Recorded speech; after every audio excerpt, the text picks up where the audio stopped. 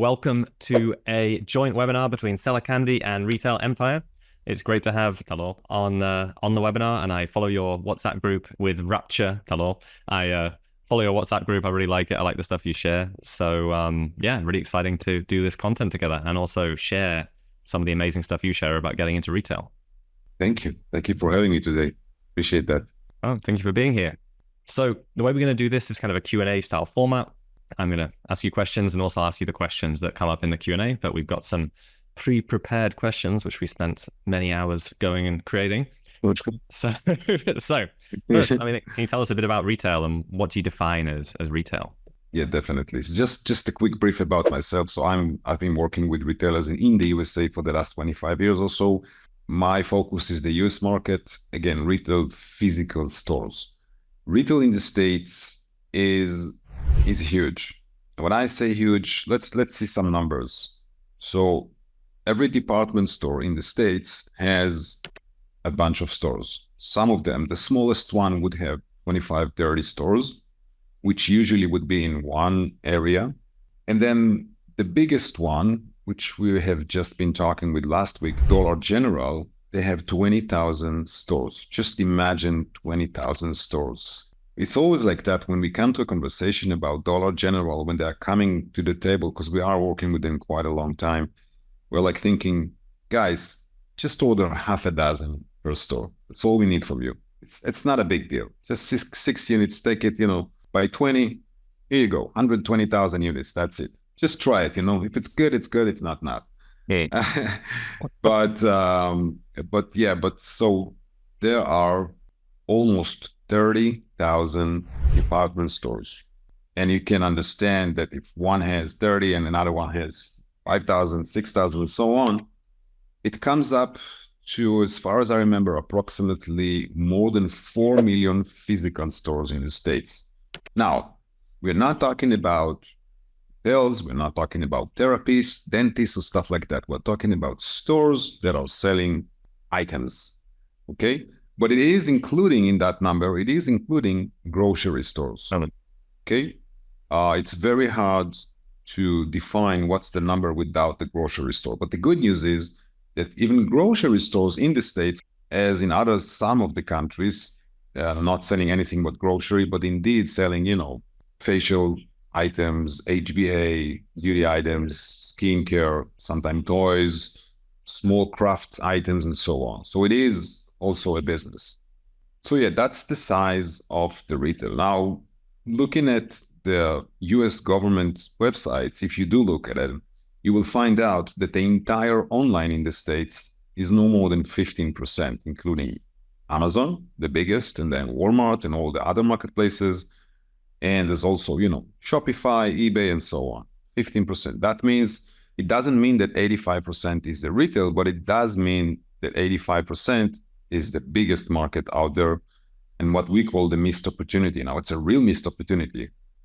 And why? Because majority of the online sellers are focusing on online, not realizing that there is a huge market out there for their products. And again, we're staying in the States. We're not moving to anything else. Not talking about, new infrastructure in Europe or wherever.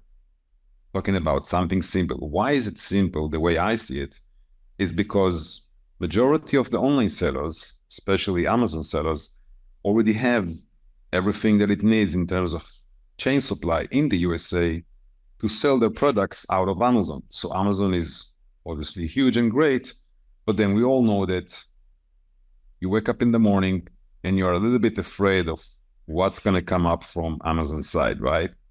What's the new deal for today? What are the new requests? Why did they close my account and so on? I'm not trying to scare anyone here. You all know these things are happening and you see them obviously more than me because I'm not active at Amazon whatsoever. I'm just hearing from the people I work with. That's literally our business. So that's why we exist. Solving those problems. Yeah, solving those problems. It's a good thing I brought it up because, a lot of my vendors that works with us, they're telling me about it. Stories that sometimes I'm like, how could this happen? Like crazy stories. Anyway, so going back to retail. So this is the missed opportunity. Now, I guess that around 50 to 55% the entire US market is indeed physical stores. Okay. So now comes the big question. Okay, how does this apply to my brand? Selling on Amazon, I have my routine, I'm doing my 10, 100, $100,000, $1 million a month, whatever it is. What do I need that for? I mean, I'm happy with what I have.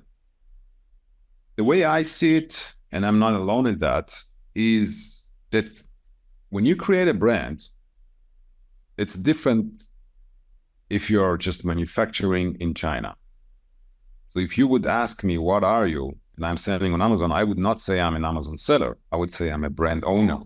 There's a huge difference, because eventually when you have a brand with website, branding, packaging, language of your brand in terms of the colors and the visibility, then the natural next step after selling online, showing some success with your products, is to go to other channels.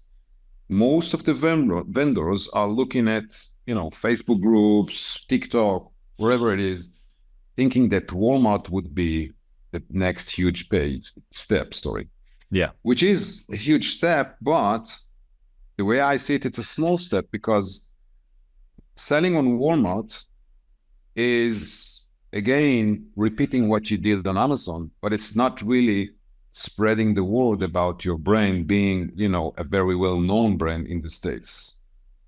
The way to make your brand known in the market for real is by having your brand spread it in the country. If you want to spread it in the country, you have to search the retailers that you can put your products on their shelf, which is the next part of our webinar today. But yeah, that was a long answer to a short question. I like it. I think it gives a lot of color, and also, as you said, it shows the size of the opportunity, because I didn't know that, basically retail stores have, if you say they're 50% of the other space outside, that's 3 times the size of Amazon. That's true. And I love the idea of Dollar General ordering 6 of my product. Yeah. For every store. For every store. Yeah. Well, maybe we can get into that and funding that, and what I would, in my previous business, if someone ordered 120,000 units, I don't know what I would do. So that's probably another challenge we can talk about. Yeah, it is. But first onto that, what does the market look like in retail? Like, if you want to start going into it, how does that work? So I would first divide the market into 3 type of retailers. The first type is lower, I would call it lower part, is the off-price. When I say off-price, if you ever been in the States or living there, you probably know TJ Maxx, Rose Stores, Burlington, Home Goods, companies that are selling off-price. They're selling, like, if this hat, for instance, market price is, let's say, $19.99, they want to sell it for $9.99. We'll talk about how they do it, keeping their supplier happy and still able to sell the same very product for indeed $19.99 with other companies. But eventually, just to understand, these are the off-price companies. And then you have the medium class, which is Walmart, and perhaps you can put Target inside. It depends which category. But then you have all these general retailers like Michaels and Tractor Supply that are in an average level of pricing. It's also indicating the audience that they have. Next, you're gonna have the premium retailers. Let's take, for instance, Nordstrom, Macy's, Urban Outfitter, Saks Fifth Avenue, Barnes & Noble. All these companies, if I could explain it better by an example. One of the brands I work with wanted to work with Macy's. I said, fine, but your products not match anything on their shelf. She said, I know, but I want to be on the marketplace because I know it's going to sell the market. I said, fine. I introduced her to the buyers, back and forth, boom, she's in. Now, before they went live in Macy's.com, the buyer said, that was blanket, how do you call it? Like the heavy blankets. I forgot. Weighted blanket. I used to sell weighted blankets. At some point. Okay.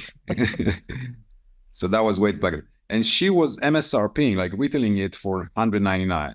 The buyer goes back to her in one of the emails, and I can't forget that, saying, listen, there's only one more brand with weighted blankets in our platform, and they're selling for $349. So we cannot sell euros for 199. We have to take the price at least 249, if not 299. They ended up increasing the price for the customer, and by that increasing the wholesale price given to the vendor, because there's like a method for them of how much percentage you're going to get from each and every product you sell. That was amazing. And this could happen only with high-end retailers. Okay.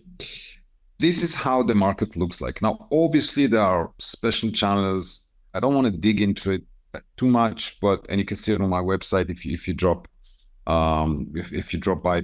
But there's a lot of other channels. But talking about, traditional physical stores, these are the 3 levels. Now, inside the 3 levels, you, let's say, are selling weighted blankets, just like you mentioned. So you know that your category is bedding, but that's not the only category that you could fit. It could be also home. It could be also other keywords that are mentioned as categories, and there are subcategories like linen, for instance. Okay. It's very important to know the categories and subcategories, but first the categories, and then you know who's a good fit. Yeah. If you define yourself as a bedding category brand, then you have no reason to apply to companies like Dick's Sporting Goods or Bass Pro or Academy Sports, because these are outdoor companies and they sell outdoor. On the other hand, obviously, if you're selling, lamps and gear and stuff like that, hiking poles, yes, you want to go to the outdoor companies, but surprisingly, those outdoor so-called outdoor retailers are also selling a lot of other categories. So they would not sell perfumes, they would not sell those blankets, weighted blankets, but they will sell flip-flops and probably some electric items like, earbuds and stuff like that. So again, you have to define. Why am I saying this? Is because you look at your brand and you want to know where is your market. Inside the 29, almost 30 retailers, inside the 400 million stores, where is the shelf that fits my product? Hey. And I can tell you that in most of the cases that we checked until today, for every brand, we managed to fit at least 60% of the retailers. And I can tell you that we did literally every category that you could think of besides food, even drinks. Here we are still doing drinks, which is exception for us. But anyway, any category you choose, you're going to have at least 60% match of a match with those retailers.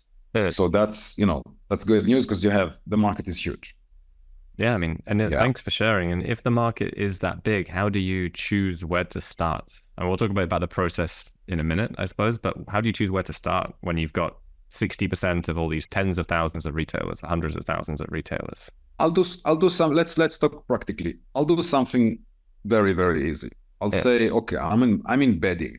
How do I know who are the bedding retailers? The retailers that have bedding category. You don't want bedding retailers, because if they are specifically bedding retailers, some good chances that they will sell their own produced products, and then there's no way they're going to buy from you.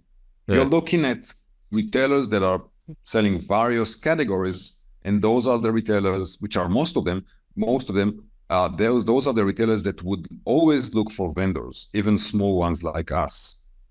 Particularly small ones like us. That's what's happening in the last couple of years.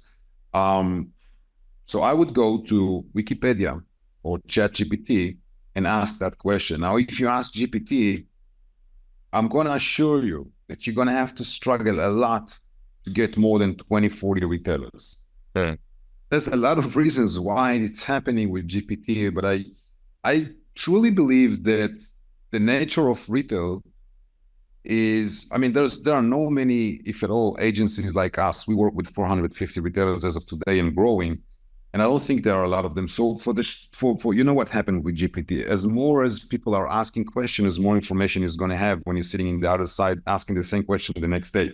Yeah, which doesn't happen in retail. So you're going to have to be a little bit more active and search on directories such as Wikipedia. Wikipedia, yes, it's an informational website, but it's also a directory. You can ask for a list of retailers in the States per category and get the list. So that's one thing to do. The second thing to this is to say, okay, let's say my product fits Nordstrom. What do I do next? So obviously you want to get in touch with them. So who are you going to get in touch with? It's the next question. So the answer is very clear, very simple. You want to talk with someone who is buying from vendors. So that means you want the buyer. But not only the buyer, because there's a lot of different terminology in how they define key people in retail. So you're going to have category manager. And I'm telling you here things that took me quite a lot of time to learn and understand. I was struggling, but I'm giving it like as a present to Seller Candy audience. So category manager, buyers, buyer assistant, SVP. Remember that term SVP. And then most important, GMM, which is the general merchandise manager. This is the person who is on top of all the buyers. And if you get to that person, good chances that they will direct you to the right buyer, because you're probably going to end up, in the beginning at least, finding a contact which is not exactly in your category, which is fine. Let's say I want to sell those blankets to Nordstrom. I don't need to get the sleepwear or bedding buyer right away. If I can't, I can get health and beauty buyer and ask that lady, hey, Janice, can you help me with getting that the right buyer? Look at my brand here. It's a cool one. Obviously, like any other thing in sales world, you're going to have to repeat that action a couple of times until you get answers. And you're going to have to pull the strings. Now, you have to understand something as well. Retail is a long, heavy process. There are no magics in retail. It's not like Amazon. You put the product, it's either falling down or skying through the roof. Doesn't happen in retail. But when it does happen in retail, the numbers are absolutely insane. You can understand that, with what I mentioned earlier. So these are things to keep in mind. Now, once you found the buyer, and you're going to ask me, okay, so where do I find the buyer? You can find them on LinkedIn. You can get paid directories. I used to pay thousands and thousands of dollars until I understood how to do it properly. But allow me to tell you that in my journey, I was living in China producing for retailers. And then I created my own brand, and I wanted to start away. And I only had Walmart and Costco, which was huge. We started to work together. I started to ship goods. And then I said, why don't I make it bigger? I have the manufacturer. He's happy to finance the goods. Let's get more business, right? I have no problem doing large. But a second, how do you find web buyers? So back at 2004, 5, 6, there was no GPT. There was no directories, nothing, literally nothing. So I had to pull the strings and talk with a lot of people over the phone to get my hands on the right contacts. When I did so, eventually, after a couple of years, I ended up working with 60 department stores, which was for me huge. And I thought, like, okay, I'm working with everyone in the States. That's it. There's no more of it, nowhere to go, which was false. Obviously, today we work with 450 and we're still, far from the entire market. The way we jumped from 60 to 450 was 100% using mainly LinkedIn. We started manually, and then we moved into a lot of SaaS platforms we're using, but manually as well. So LinkedIn and directories. So directories is something that you can find in the internet if you're lucky, or you can pay for it and get the right one if you're lucky. Yeah. Yeah. And then comes the even bigger question. Okay, I got the right contact. Hold on 1 second. Before I apply to this person, because this buyer I'm going to talk with is probably having a budget of a couple of millions, if not hundreds of millions of dollars. I don't want to put myself in a position where they're going to look at my message, email, whatever it is, and say, next. I don't want to be there. I have only one chance to capture their attention in the first round, because later in the second, third, fourth, it's going to be harder because they have the first impression in their mind. So how am I going to do it to make them look at my brand and say, you know what? This is interesting. Yes, I've seen wooden puzzles before. I've seen flash toys before. I've seen whatever, denim jeans before, but this one is interesting. I want to read more. How do you make that happen?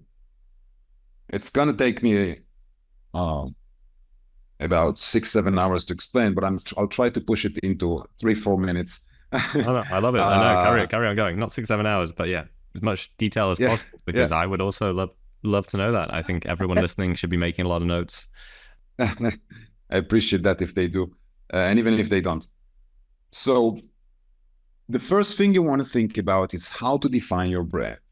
Now, if I'm selling this hat and my name is Boss, then I want to use that name because everybody knows that name. But if the hat's name is Talor, my hat, I don't want to use that name because the buyer in front of me doesn't know who's Talor. They don't know what I'm talking about, right? So I'm wasting a word. Look at what I'm telling you here. I'm literally counting words. What I do want to do is say hats and say that it's branded. How am I going to do that? How am I going to explain that this is not just another €5 hat that you can find in the market, but it's, the one for 25 that everybody wants? That's the $1 million question. But I can tell you that you can use GPT to give you ideas, but eventually the best copywriting would be from your head and not from GPT. Although it sounds, non-2024 type of statement. So if you're saying luxury hats, for instance, and you're talking with DJ Maxx buyer, you're losing them because they are not looking for luxury. They buy off price. And if you're saying best price or talking about quality or anything like that, you're losing any kind of buyer. And here's a great tip. Do never mention anything about manufacturing, about pricing, and about quality. They are assuming that you have great quality. Otherwise, you would not even try to attempt trying to talk with a huge buyer like them. If you don't have the quality needed, what are you talking about? I mean, I'm not a quality control manager. I'm a buyer. I want to see something ready, fixed, 100% good, that once it's sold, nobody's going to come back to the store saying, hey, there are some threads here going out. No. So if you're talking about quality, you make the opposite impression. You make me suspect that something is not really. Right. Plus, you don't want to talk about manufacturing. Even if you are a manufacturer, and I am working with manufacturers. Why? Because eventually they don't buy from overseas. 99% of the buyers do not buy overseas. They buy locally in the States from a US warehouse. And the way you present your brand, you can say a lot of things, but you want to say a little bit and drive them to ask more. This is the CTA of retail. I know CTA doesn't not really matching the situation, but it is call to action. You want them to ask you, can I see catalog and pricing? You don't want to tell them, hey, I have catalog and pricing. The only thing that you could offer them is samples. Why? Because the nature of retail is as follows. Approach the buyer, they ignore you, you approach them again and again, they respond to you asking for samples. Without samples, nothing is going to happen. I remember in 2002, something like that, I came to China and I was like, wow, there's so many stuff here. And then a guy I worked with in Spain told me, you have this, can you find that? And I found everything. I said, okay, bring me the deal. I said, man, what are you talking about? I need to see it. I said, okay, I'll send you a picture by email. I said, no, I need to see it. I didn't understand the business. And then I went to my partner telling him about this call. He told me, are you kidding me? Forget it. Let me handle that. He brought a huge box and he was putting 3-4 pieces from every product in different colors and variations with catalogs, physical ones inside. He told me, let's ship it, whatever it costs. I don't care. $5,000, $10,000, $20,000. I don't care. I want to ship it overnight to them. I want them to get it, be excited, feel the product, and then they want to order. And that's exactly what happened. Samples were the only way for us to get orders, especially back in those days. Nobody had catalogs and stuff like we have today. But anyway, samples is something that they really want to see and fast.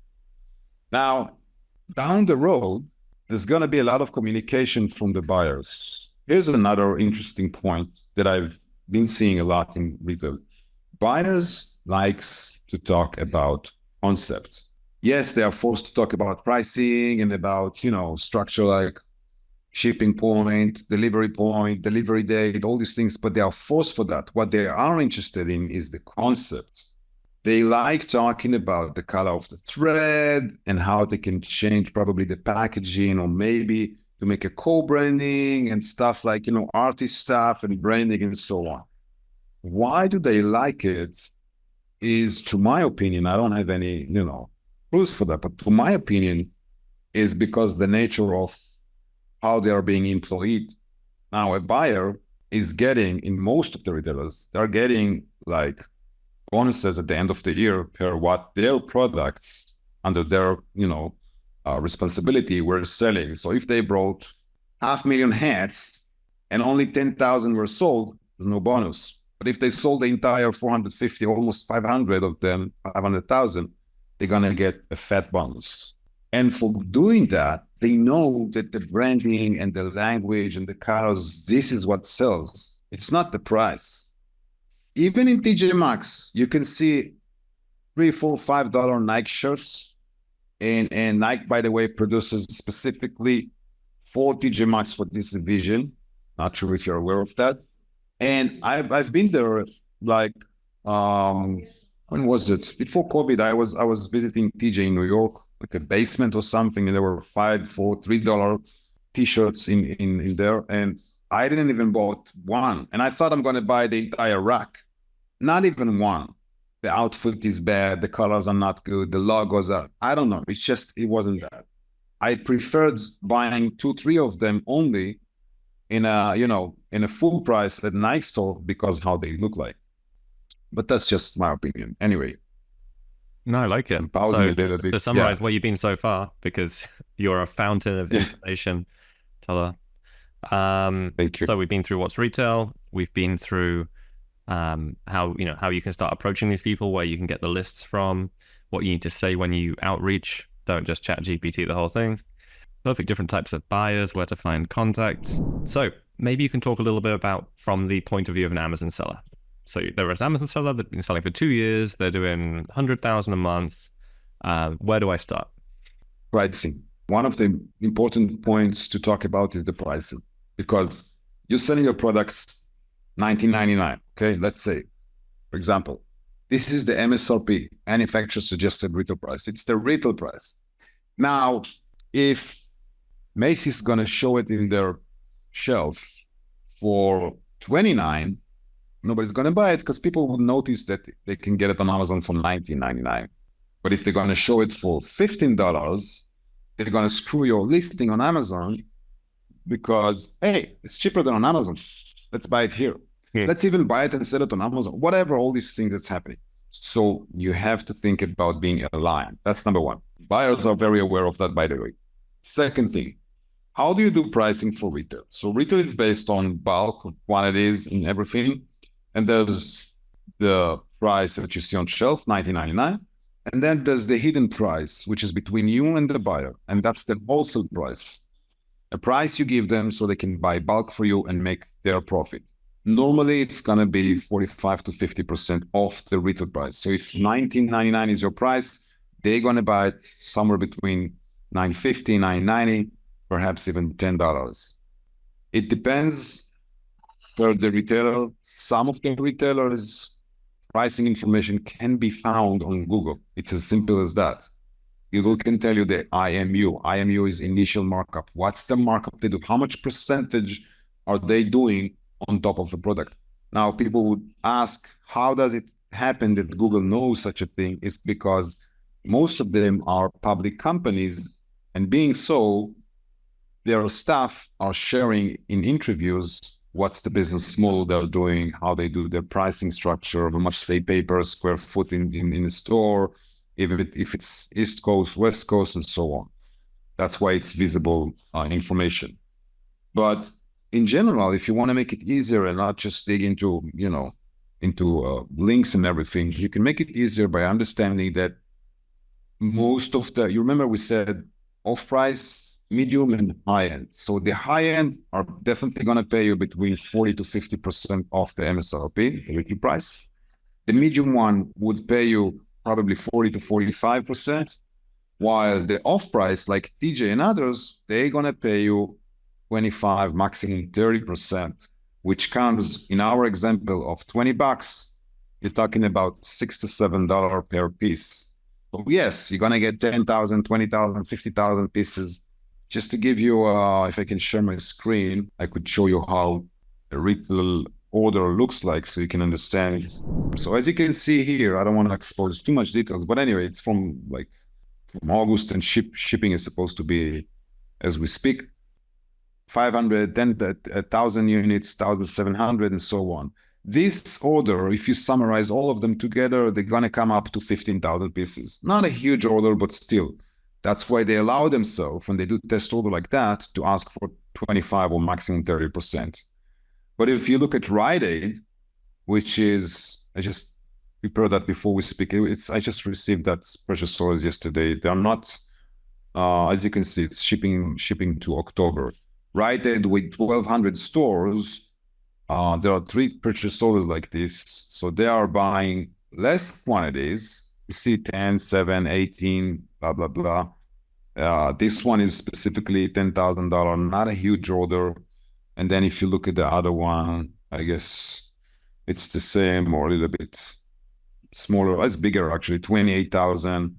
And the third one. So these 3 orders, which are eventually for one vendor, coming up to $40,000, $50,000, are not as huge as TJ Maxx in quantities, but they are paying approximately 40-something% off the retail price.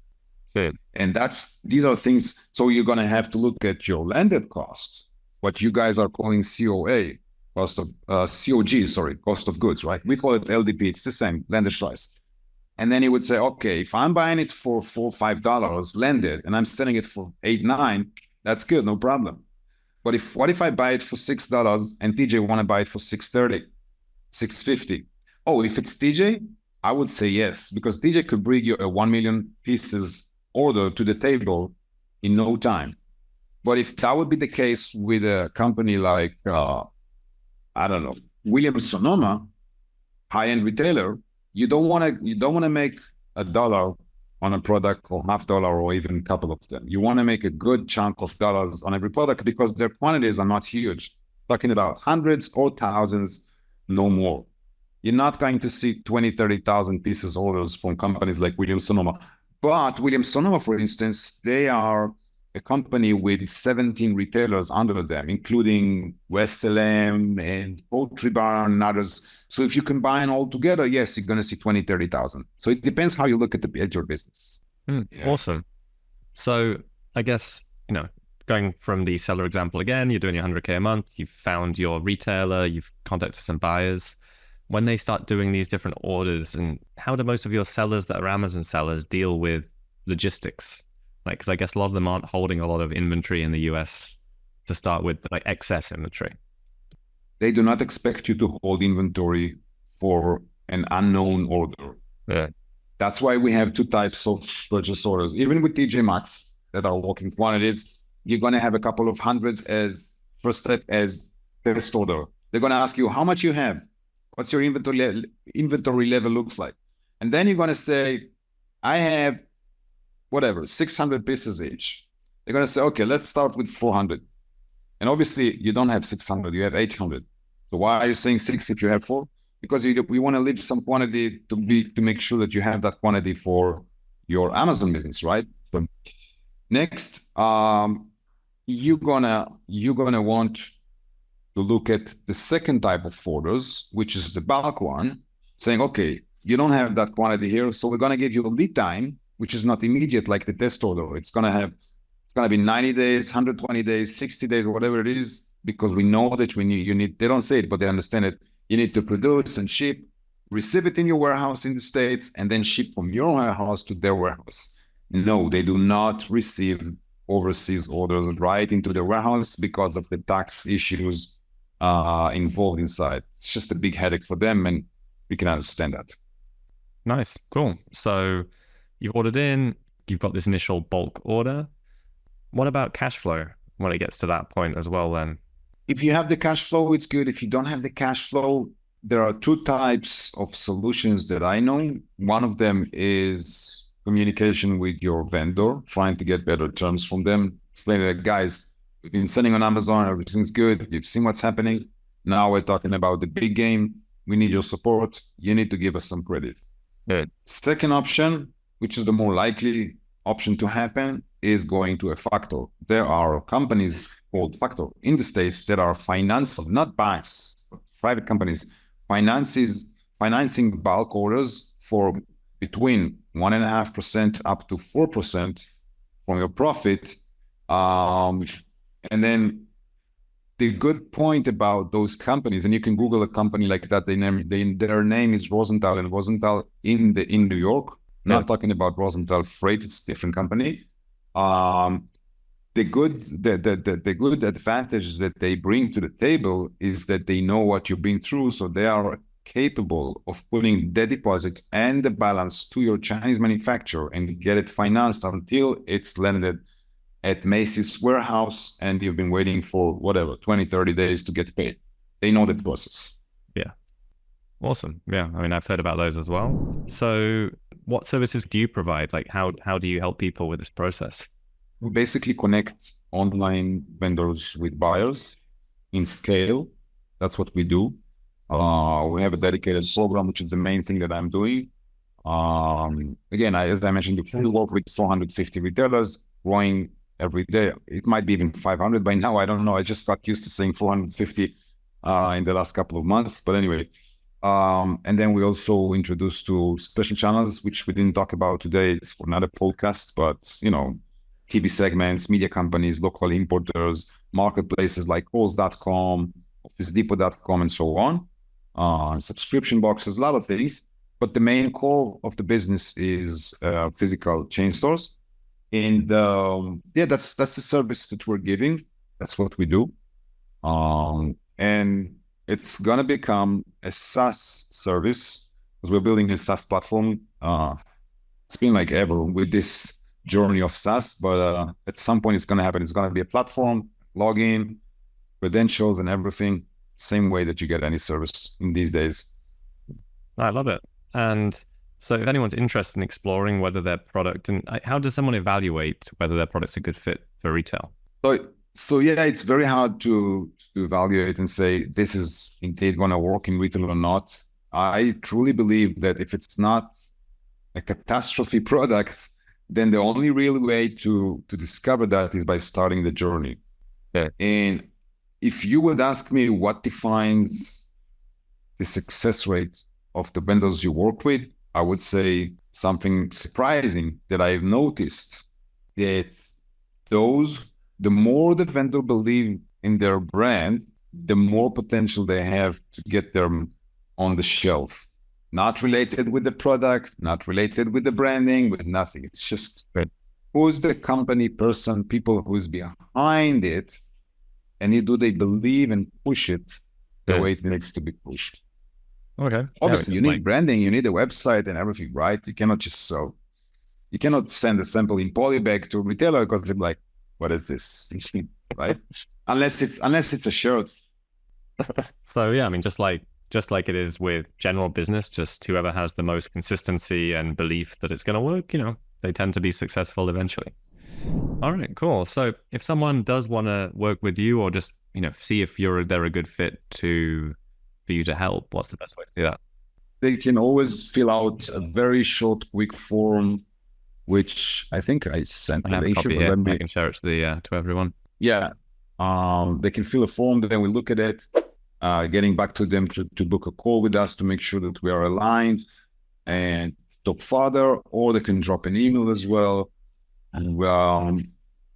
And yeah, on my website, you can find everything that you need if you want to work with us or get in touch with us, if you want to see the blog, if you want to just hear some information from our newsletter, everything is there. We've had you on the podcast before, you've done this webinar. I mean, I truly believe that if anyone wants to go into retail, they should, reach out and see if you're a good fit, because we all do so much and, we start making money, things start going well, and then we're like, what next? And I think working with experts and working with people who know what they do is the number one shortcut to actually scale a business without going insane.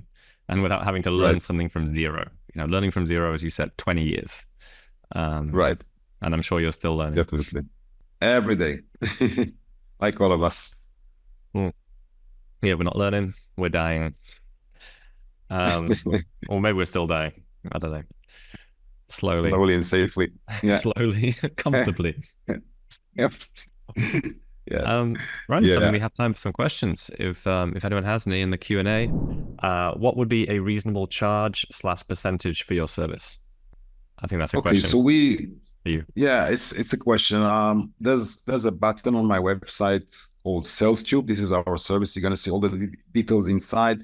Basically, we work on a monthly subscription plus percentage from deals, but we are flexible in percentage because if you remember, I mentioned the pricing earlier. So if you're looking at an order with TJ Maxx, we cannot charge you for like 7, 10, 8% off commission. But if you work with companies like Macy's, yes, we can. Once you have an order from the off-price retailers, it's going to come up to probably 4 or 5%. It depends per order, but yeah, these are the numbers. And I will even share the exact link if you want. You can visit that page and like see all the information there. Awesome. Yeah, I'll share that link as well. So yeah, all I would say is don't let a percentage or fee hold you back, because like anything else, you can do the numbers after you've talked to someone and figure out if it's profitable. And don't sign up with anyone who's not profitable as a supplier.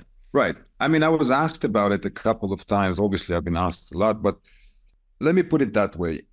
If I have a brand and I want to break through retail, and I'm going to calculate briefly what's going to cost me to bring employees to buy database, to purchase knowledge, all of this, you're going to end up with quite a nice amount of dollars that you're going to put on the table with people that not necessarily would exactly know what they're doing, okay? Because it's very unique what we're doing, and I'm aware of that.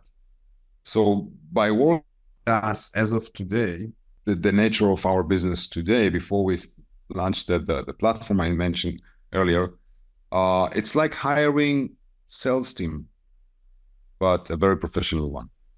So yeah. And if anyone else has hired a sales team before, you know how painful it is to hire somebody who's good. Yeah, everyone's a salesman. Someone that can actually generate leads and convert them for you is worth your weight in gold. Thanks, Talor, and thank you everyone else who joined. So see you soon. Thank you, John. Yes.